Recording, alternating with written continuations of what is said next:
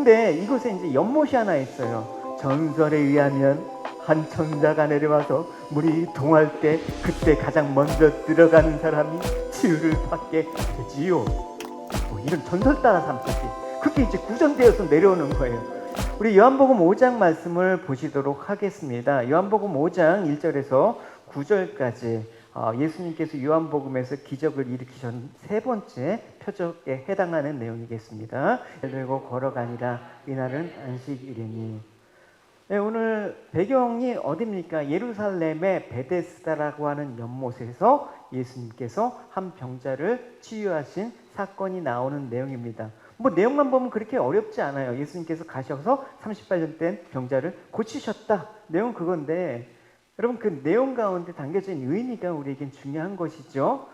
우리가 그 질병이 뭔지는 알 수 없어요. 근데 매우 오랜 동안 무려 38년 동안 우리는 2년이 넓은 시간에 이 코로나로 인해서 고통을 받았는데 이 병자는 우리랑 비교할 수 없는 38년이나 그런 긴 시간의 고통을 받고 왔음을 우리가 생각해 본다 그러면 이 병자에게 무슨 소망이 있겠습니까? 사실 아무런 소망도 없는 그런 상태인 것을 우리가 충분히 짐작할 수가 있습니다. 아까 언급했지만 오늘 본문은 세 번째 표적입니다. 첫 번째 표적은 가나의 혼인잔치에서 물을 포도주로 만든 사건. 그 다음 두 번째는 예수님께서 왕의 신하가 죽어가는 아들을 살리기 위해서 예수님께 살려달라고 해서 요청한 거. 그래서 앞에서 이 지역의 특징은 뭐냐? 요청을 했다예요. 요청을 해서 예수님께서 그 요청을 응답해 주셨다예요. 잠깐 한 구절씩 보면 그래요. 포도주가 바닥났을 때 예수님의 어머니가 예수님께 이 집에 포도주가 다 떨어졌구나라고 말해 주었습니다. 요청을 한 거죠. 두 번째 이적도 마찬가지였습니다. 그 신하가 말했습니다. 선생님, 제 아들이 죽기 전에 가버나움으로 오십시오. 근데 오늘 세 번째 표적은 앞에 두 번째 표적과 다른 점이 있습니다.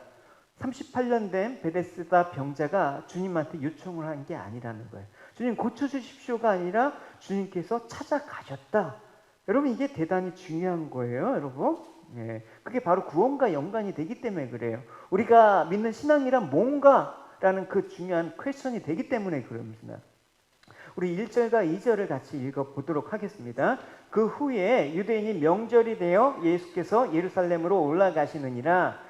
예루살렘에 있는 양문 곁에 히브리말로 베데스다라고 하는 못이 있는데 거기에 행각 5이 있고 명절에 예수님께서 베데스다 못에 가셨다. 명절은 여러분 좋잖아요. 축제잖아요. 축제는 어떻습니까? 즐겁고 행복하고 신나는 절기입니다. 근데 이 행복한 이면에 예루살렘의 그 성대한 명절 분위기 속에 좀 침울하게 가라앉는 곳이 있습니다. 바로 베데스다라는 곳입니다. 여기 보니까 여러 증상의 환자들이 가득 있습니다. 축제와는 상관없는 고통 가운데 절망 가운데 있는 것입니다. 보시면 3절에 그 안에 많은 병자, 맹인, 다리 저는 사람, 혈기 마른 사람들이 누워 물의 움직임을 기다렸다.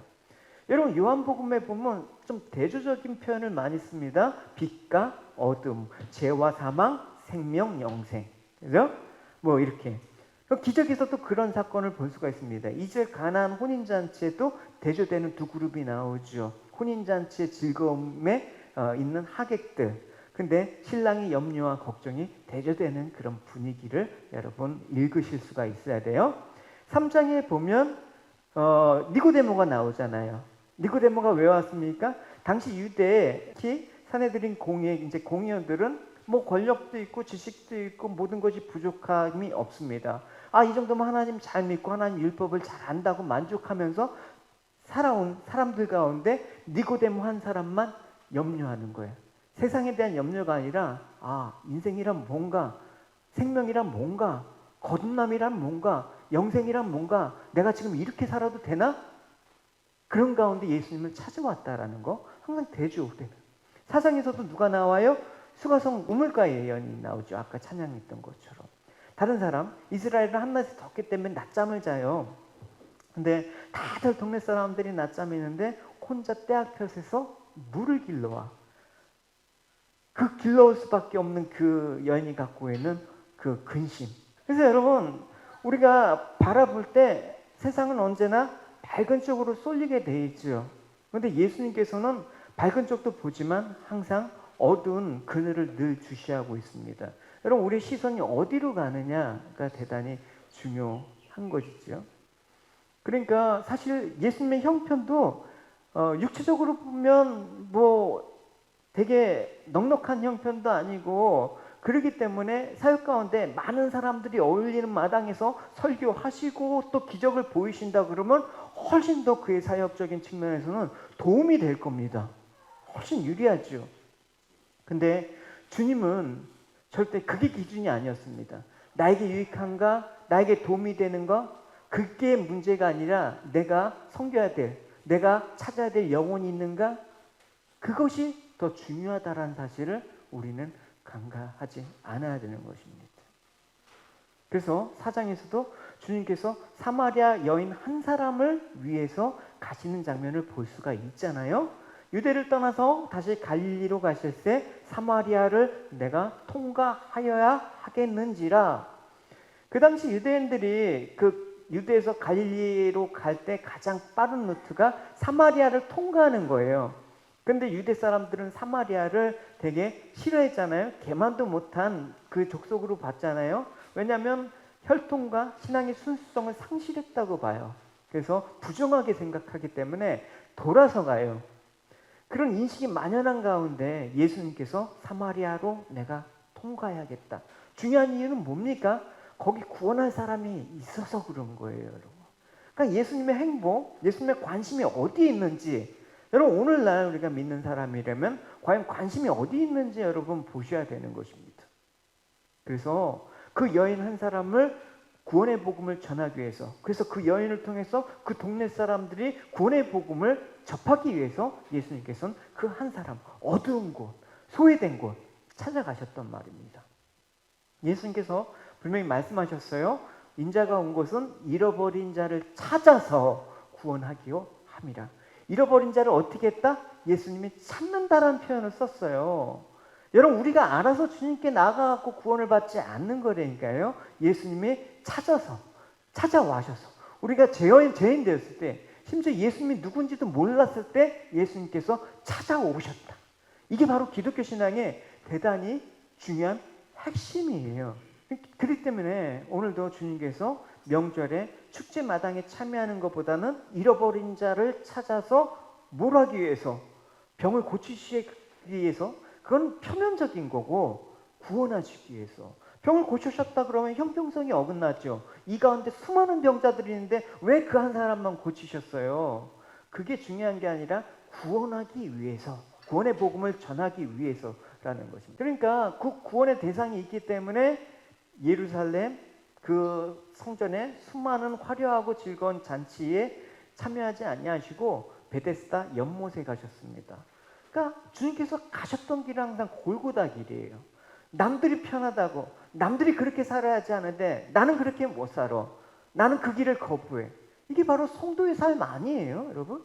따라서 오늘 38년 된 병자를 고치신 사건도 불쌍한 병자를 찾아서 병을 고쳐주셨다 라고만 이해해서는 안 되는 거예요. 오늘 본문을 통해서 생각해 봐야 될 게 무엇입니까? 일단은 38년 된 병자의 비참한 처지, 그 비참함은 스스로가 구원할 수가 없다, 그 점이에요. 그러니까 누군가는 자신을 찾아와서 연못에 넣어주지 않으면 살 수 없는 처지예요. 그러니까 그런 병자에게 주님께서 찾아오셔서 말씀으로 고치셨다라는 것입니다. 할 수도 없고 하지도 못하는 병자에게 찾아오셔서 아무런 조건 없이 고쳐주신 거, 이게 바로 38년 된 병자를 고치심으로 보여주는 구원의 의미예요. 좀 더 그 구원의 의미에 대해서 조금 더 자세히 나갑시다. 그래서 예수님께서 병자를 찾아오신 곳이 어디라고 나와 있냐면 예루살렘에 있는 양문 곁에 히브리 말로 베데스다라고 하는 못. 여러분 베데스다라는 말 참 많이 들어보셨을 거예요. 당시에 예루살렘을 보면 여러 개의 특정한 문이 있었어요. 그중 하나가 양문이라는 것입니다. 양문. 이게 양문인지 정확하게 몰라요, 사실. 구글에 있길래 갖고 왔어요. 제가 가본 적이 없기 때문에 나중에 가면 직접 실사로 찍어 올게요. 양은 하나님 제사 드릴 때 제물로 쓰는 짐승아니에요. 그러니까 이스라엘이 예루살렘 성전에서 제사를 드리기 위해서 제물인 양을 끌고 올 때 반드시 이 양문이라고 가정하면 양문을 통과시키는 거예요. 그래서 양문 가까이 뭐가 있겠어요? 제사를 드리는 성전이 있겠죠. 그러니까 이스라엘은 어떻게 살아가는 민족이라는 걸 알려주기 위해서 제사를 지냈어요.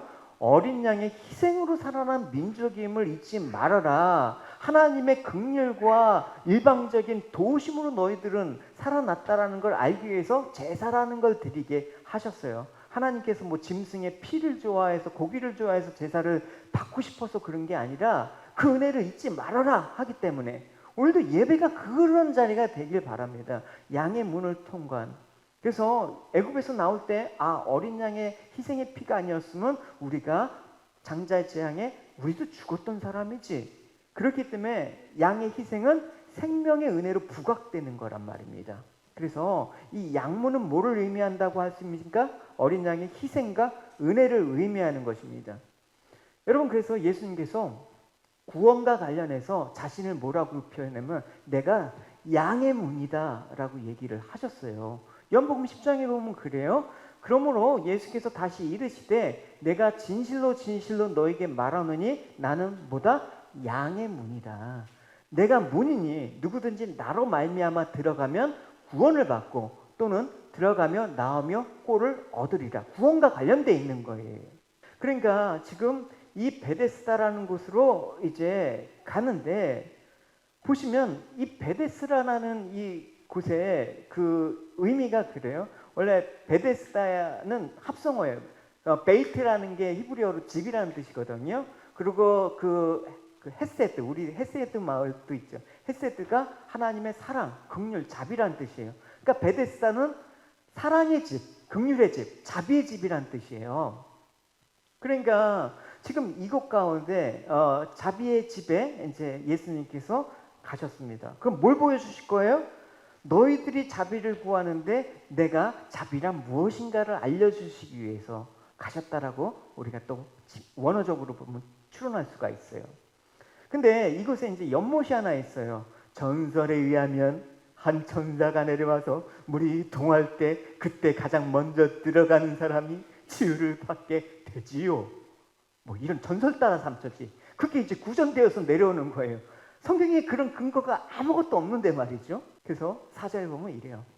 이는 천사가 가끔 못에 내려가 물을 움직이게 하는데 움직인 후에 먼저 들어가는 자는 어떤 병에 걸렸든지 낫게 됨이라. 근데 전설이에요. 난 사람은 있다고 나와 있질 않아. 근데 수많은 사람들이 그 지푸라기도 붙잡고 싶은 심정으로 연못가에 기적을 기다리며 지금 있는 거예요. 근데 우리들의 시각으로 보면 여러분 얼마나 그게 어리석게 보입니까? 누구라도 길을 모르면 이처럼 어리석게 행동하는 거예요. 당시에 사회에 종교 지도자, 정치 지도자가 없었던 건 아닙니까? 위대한 스승이라고 하는 사람들을 많은데 과연 희망이 필요한 사람에게 희망을 줄 수 있는 사람이 이 시대에 있느냐?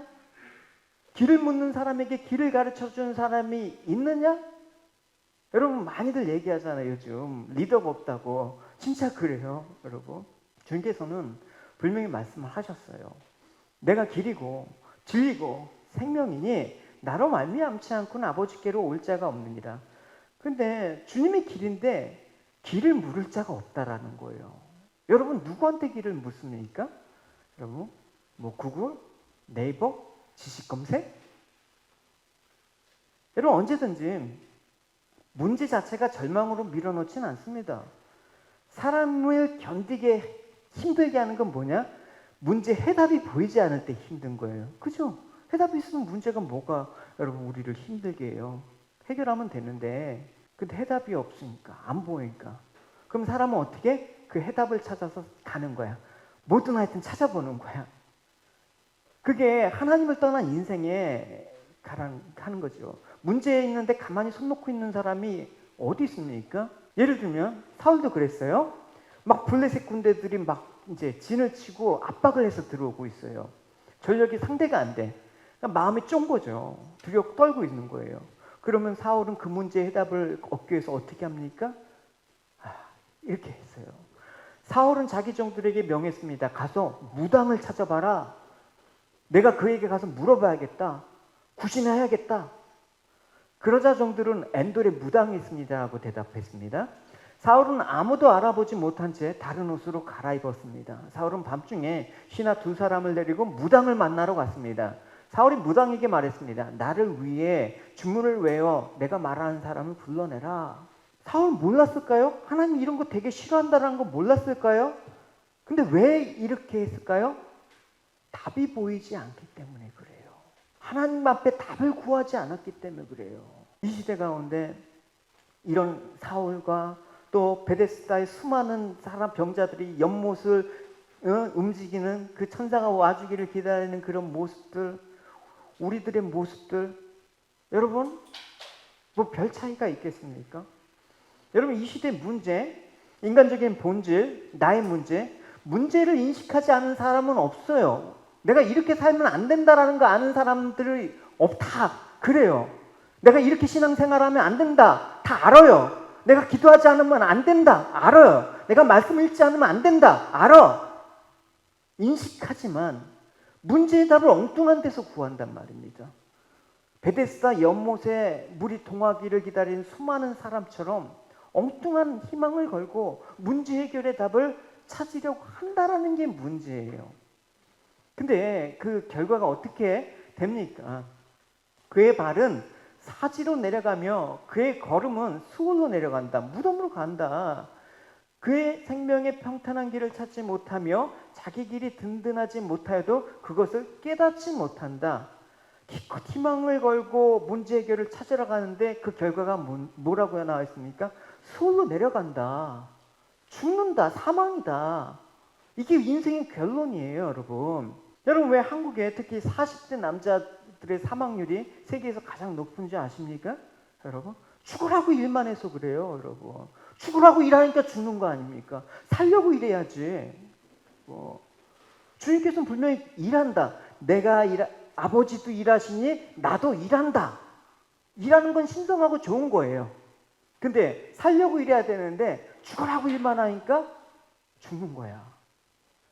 해답을 잘못 찾아서, 방향을 잘못 찾아서 그런 거예요. 생명의 길을 찾지 못하기 때문에. 그래서 죽으라고 일만 하기 위해서 세상 뭘 강조해요? 경쟁이라는 걸 부축하죠. 쟤를 밟아야지만 너를 이겨라. 그 연못이 지금 그래요, 여러분. 연못이 세상하고 똑같은 그런 것입니다. 보면 베데스다 연못, 자비의 집, 사랑의 집, 긍휼의 집이지 말만 긍휼이지 전혀 그런 게 아니에요. 극강 경쟁 구도예요. 누가 한 사람만 들어가는 거야. 그래야지만 그 사람만 살아요. 그것도 천사가 매일 물을 동하게 하는 게 아니라 언제 올지도 몰라. 두 눈 뜨고 있어야 돼. 그래서 물이 흔들리자마자 여입당해갖고 1등만 고침을 받는 그런 곳이 베데스다 연못이란 말입니다. 여러분 그러니까 이 연못의 분위기가 어떤지 여러분 짐작이 가겠죠. 늘 살벌한 긴장과 그런 분위기가 연출될 것입니다. 평소에는 그렇잖아요. 평소에는 형제님, 자매님 동정하면서 서로 위로하면서 그래 힘냅시다. 근데 물이 동하면 나 살자고 가는 거야. 여러분. 예? 아유 계획 먹고 나만 살아야지. 물이 동하면 세상이 흔들리면. 천사가 언제 물이 동할지 모르기 때문에 늘 긴장하면서 눈치 보고. 그러니까 여러분 이렇게 살아가는데 그 베데스다 연못에 무슨 사랑과 긍휼이 흐르겠습니까? 서로 상대방을 짓밟아야지 내가 사는데. 그러니까 아비 규환을 이루었을 겁니다. 그러니까 베데스다 이름은 자비의 집이 아니에요. 경쟁의 집이에요. 이름을 바꿔야 되지 않습니까? 그곳에 예수님이 왜 찾아가셨습니까? 너희들이 하나님의 긍휼을 아느냐? 여러분 이 베데스다에서 은혜를 맛보려면, 치유의 은혜를 맛보려면 최소한 뭐가 있어야 돼요? 남보다 먼저 들어갈 수 있는 능력이 필요해. 근데 이 38년 된 병자는 움직일 수가 없는 거야. 누가 업그레이드 가는데 자기 살아야 되는데 누가 업고 뭐 들어가요, 여러분. 여기서는 인간이 노력해야지 은혜를 맛볼 수 있는 곳이란 말입니다. 그러니까 하나님께서 천사를 보내서 은혜를 베풀어도 너희들이 노력하지 않으면 은혜를 못 입는 곳이야. 그걸 지금 얘기하고 있는 거예요. 여러분 이걸 신약식으로 한번 얘기를 해봅시다. 예수님이 십자가에서 우리에게 죄사함의 은총을 주셨지만 우리가 믿지 않으면 소용없어. 우리가 노력하지 않으면 소용없어. 우리가 안 믿어주면 예수님의 십자가의 죄사함의 능력도 아무런 소용이 없는 거야. 이렇게 되면 십자가를 믿고 안 믿고는 순전히 누구 책임이에요? 인간의 책임으로 남는 거예요. 그러니까 구원받기 싶으면 내가 믿어줘야 돼. 구원받기 싫으면 내가 안 믿어. 그러니까 이렇게 되면 어떤 문제가 됩니까? 하나님이 인간한테 제발 내 아들 예수 좀 믿어주라. 이렇게 애원해야 돼. 왜냐하면 인간이 안 믿어주면 하나님은 자기 아들을 공연히 십자가에 죽인 셈이 되는 거예요. 이렇게 되면 안타까운 건 인간이 아니라 하나님이 안타깝죠. 너희들 제발 믿어줘. 그러니까 완전히 하나님과 인간의 위치가 바뀌어버리는 거예요. 그건 뭐라고 합니까? 그게 불교예요. 불교식으로 기독교를 믿으면 안 된다라는 것입니다. 이 주간 여러분에게 말씀드린 게 뭐예요? 영접하는 자는 하나님의 자녀가 되는 권세를 주셨다. 근데 영접하는 자가 없다. 할 사람이 없다. 그리고 또 거듭나야 되는데 거듭나야지 하나님 나라에 들어갈 수 있는데 스스로 거듭날 자가 없다. 그거 아니었습니까? 근데 내가 노력해서 영접해야 된다. 노력해서 거듭날 수 있다라고 주장하는 사람들이 지금 이 베데스다 연못에 모인 사람들을 지칭하고 있는 것입니다. 물만 통하면 내가 힘을 다해서 달려가 그 은혜를 따내야지. 이런 지금 분위기란 말입니다. 그러니까 베데스다 연못에 모인 병자들을 지금 우리들의 성도로 본다 그러면 예수님이 구원을 받으라고 해도 내가 노력을 하지 않으면 구원을 받을 수 없다. 이게 이상한 구원관이에요. 예수를 믿으면 구원받는다는 거 알지만 그 구원을 얻으려면 내가 믿는 노력은 해야 된다. 설득력 있게 들리시죠? 지금까지 신앙생활을 하면서 이렇게 해야지. 여러분 이것이 성경에서 말하는 구원관이 아니라는 사실을 여러분 분명히 구별하셔야 되는 것입니다. 우리가 구원받은 자로 노력을 할 수 있죠. 그 은혜에 감사해서. 그렇지만 구원을 하기 위해서 노력하라는 거 그거는 어불성설입니다. 그런 말은 성경에 없어요, 여러분. 그런 설교나 그런 내용들을 혹시 들으신다고 여러분 그냥 걸러내시면 여러분 영원히 건강을 위해서 걸러내십시오. 오늘 38년 된 병자를 비롯해서 맹인, 절룩발이, 또 혈기 마른 사람들 이 모두가 뭘 상징하는 것입니까? 율법과 행위를 의지한 아담의 후손들이다. 죄인들의 모습이다라는 것을 얘기해 주는 거예요. 그래서 그들은 연못이 움직이기만을 기다리면서 결국은 갔더니 죽음이다. 그걸 얘기하는 거예요. 하나님은 그런 무리 중에 누구를 선택하시는 거예요. 그들이 주님이 누구이신지, 주님께서 주시는 구원인지 무엇인지도 모를 때 주님께서 찾아가서 살려내시는 거, 그게 구원이다. 우리는 알 수 없지만 하나님은 그 택한 자를 반드시 살려내신다. 그게 구원이란 말입니다. 한번 나중에 이제 이 병자가 고침을 받은 후에 유대인들이 바리새인들이 막 안식일에 병을 고치는 게 옳은 것이냐? 하나님의 율법이 잘못된데 너 불법을 행하는 자야. 막 그러면서 막 책망을 하면서 몰아붙여요. 유대인들이 병 나은 사람에게 이르되 안식일인데 내가 자리를 들고 가는 것이 옳지 않으니라 대답하되 나를 낫게 한 그가 자리를 들고 걸어가라 해서 했다. 저희가 묻는데 너더러 자리를 들고 간 이가 누구냐? 근데 고침을 받은 지가 그가 누구신지도 모르고 거기 사람의 마음으로 예수께서 이미 피하셨대. 그러니까 예수님께서는 병자가 이렇게 아마 눈도 못 맞추고 막 그런 상태에서 고쳐주시고 그냥 자리를 피하셨다니까 그 병자는 나를 고쳐주신 분이 누군지도 모르고 지금 고침을 받았다. 그게 뭐라고요? 그게 구원이라니까요, 여러분. 그래서 당신은 언제 구원을 받았습니까? 어디야, 구원파처럼. 당신은 언제 구원을 받았습니까? 몇 월 몇 시에. 그게 없으면 당신은 구원받은 게 아닙니다. 웃기고 있네. 구원은 내가 언제 받았는지 모른다니까. 그러니까 38년 된 병자는 자기를 고치신 분이 누군지도 모르고 구원을 받았습니다. 근데 이제 나중에 알게 되죠. 그러니까 어쨌든 주님의 불가항력적인 은혜로 찾아가시는 거. 오늘 여러분 가운데 주님의 불가항력적인 은혜가 계속해서 임하시기를 축원합니다. 할렐루야. 그래서 이 병자 이제 고치신 과정들, 이 병자 대화를 조금 살펴봅시다. 이 38년 된 병자를 예수님께서 찾아서 묻습니다. 6절에 보면 예수께서 그 누우신 것을 보시고 병이 벌써 오래인 줄 아시고 이르시되 내가 낳고자 하느냐? 여러분 이 질문이 당연하다고 느끼십니까? 여러분 38년 된 병자에게는 이건 하나만한 질문이에요. 병 낫기를 원하지 않는 사람이 누가 있겠습니까? 한 달, 단 하루라도 질병으로 고통받는 걸 안다 그러면 빨리 낫는 것이 사람의 마음인데 1년, 2년도 아니고 38년 동안 질병으로 고통을 받고 있는 사람에게 너가 낫고자 하느냐? 묻는 것은 사실 하나만한 질문입니다. 근데 주님께서는 왜 이 뻔한 질문을 하셨을까? 병자가 낫고 싶어하는 걸 확인해 보려고 물으셨을까? 낫고 싶으면 나에게 부탁해라. 뭐 이런 의도로 하셨을까? 근데 이 말로는 알 수가 없어요. 예수님께서 하신 말을. 다음 절에 병자가 대답한 그 말을 보면 예수님께서 왜 이 말을 하셨는지 우리가 알 수가 있어요. 7절에 보면 병자가 대답하되 주여 물이 움직일 때는 나를 못에 넣어주는 사람이 없어 내가 가는 동안에 다른 사람이 먼저 내려가나이다. 병자 대답이 좀 이상하지 않아요? 예수님께서 낫고자 하느냐 물으면 병자 입장에서는 어떻게 합니까? 예, 낫고 싶습니다 해야 되는 거 아닙니까? 근데 병자의 대답은 그게 아니에요. 누구도 자신을 위해서 못에 넣어주지 않아서 내가 가는 동안 다른 사람이 먼저 내려간다고 원망하는 거야. 영어로 여러분 보시면 직역해본 I have no one. 한 사람도 가지지 못했다라는 거예요. 나를 도와줄 사람이 한 사람도 없었습니다.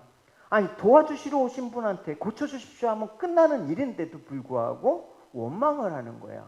여러분 이런 말 사람들 많이 하잖아요. 내 마음 알아주는 사람 없어. 세상에 아무도 몰라. 자식도 모르고 남편도 모르고 아내도 모르고 아무도 몰라. 이런 절망적인 얘기를 합니다. 그럼 한번 생각해 보십시오. 날 알아주는 사람이 이 세상에 누가 있습니까, 여러분? 아무도 없어요, 여러분. 날 알아줄 거라고 착각하지 마세요. 그러니까 여러분, 우리 절망은 필요한 한 사람이 없어서 오늘 이 환자는 절망한 거예요. 그 사람, 그러니까 여러분, 이런 생각이 들 때마다 여러분 이런 생각을 할 때는 자꾸만 사람이 우울해지는 거야. 침울해지는 거야.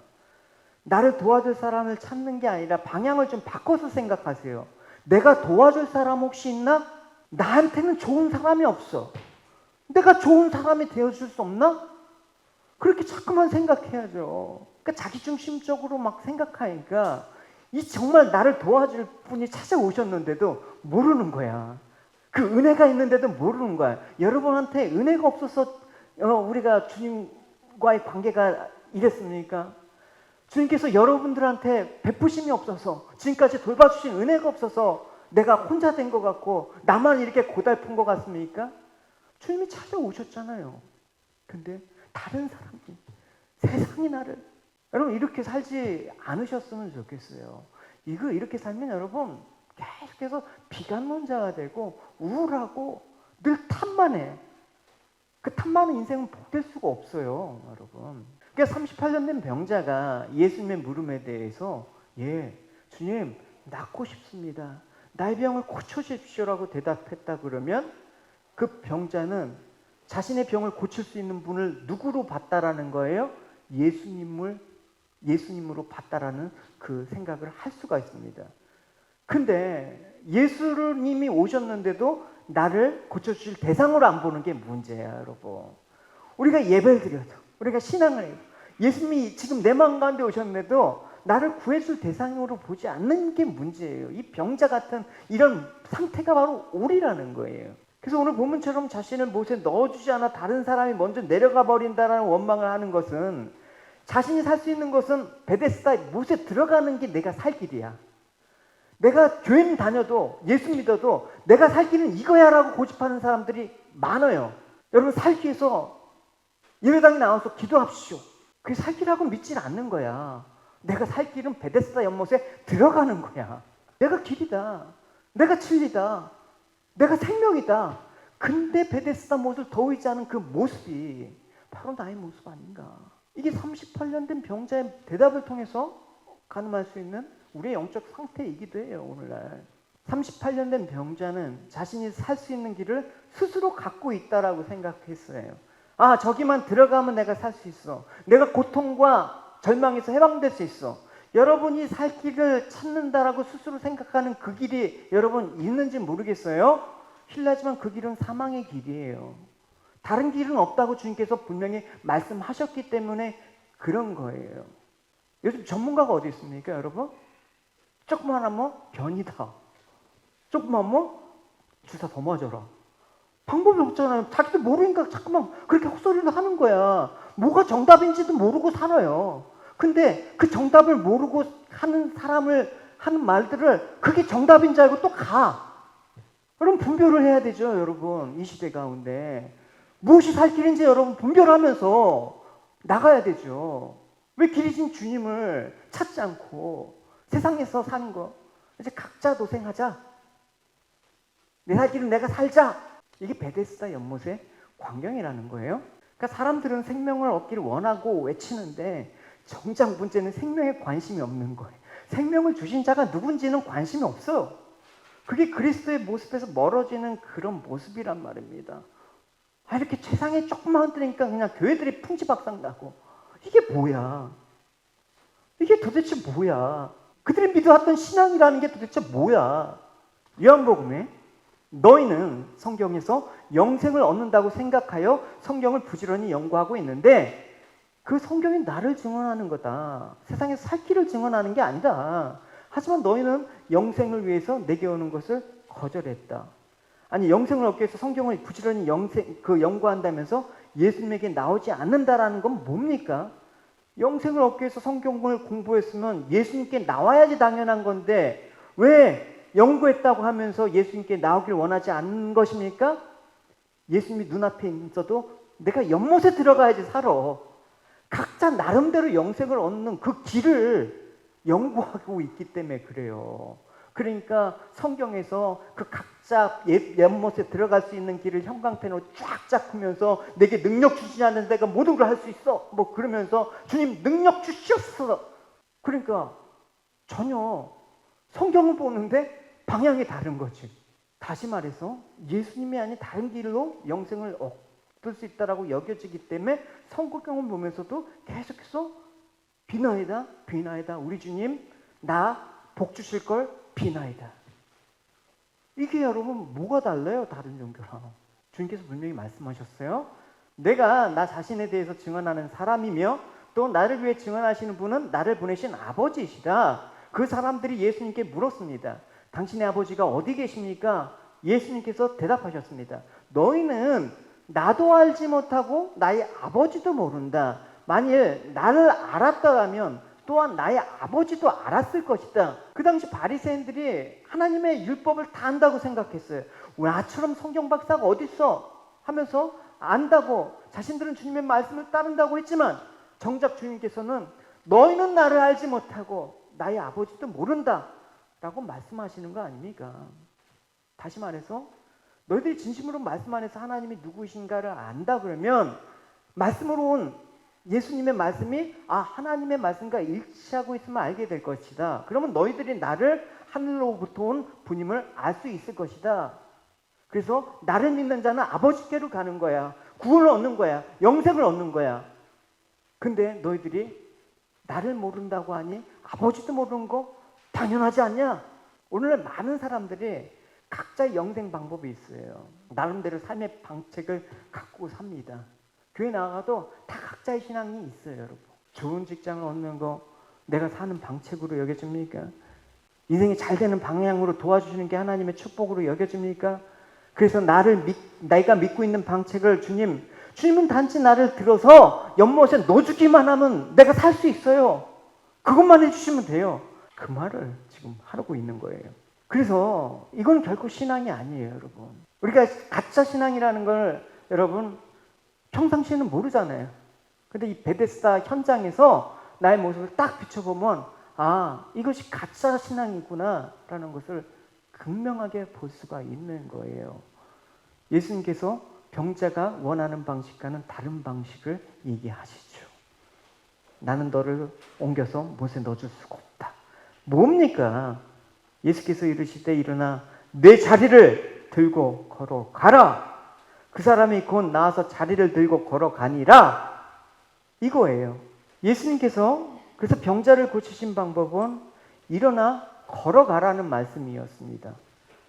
예수님께서 만약에 병자가 원한 대로 100번 양보해서 업어서 고쳐주실 수는 없겠습니까?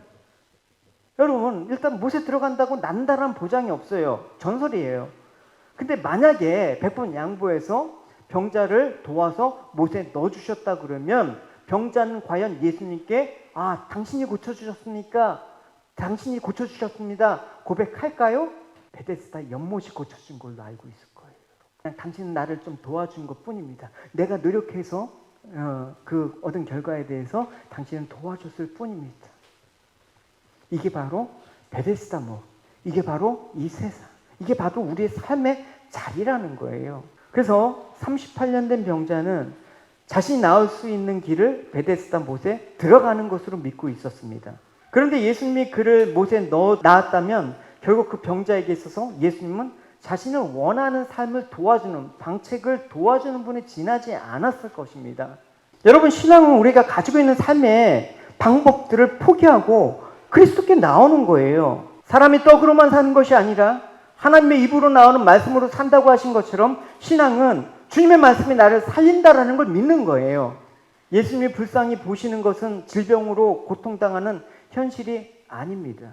사망의 고통에 영원히 살아가는 것, 이것이 말할 수 없는 불쌍한 처지라는 것입니다. 오직 그리스도에게서 나가는 것만이 사는 길임을 믿고 그리스도에게 모든 소망을 두고 힘쓰는 그가 바로 신앙으로 살아가는 성도입니다. 그래서 성도에게는 예수 그리스도만 계실 뿐이고 베데스다 못은 없어야 되는 거예요. 교회 역시 마찬가지입니다. 교회는 그리스도를 신앙하는 믿음으로 모이는 곳입니다.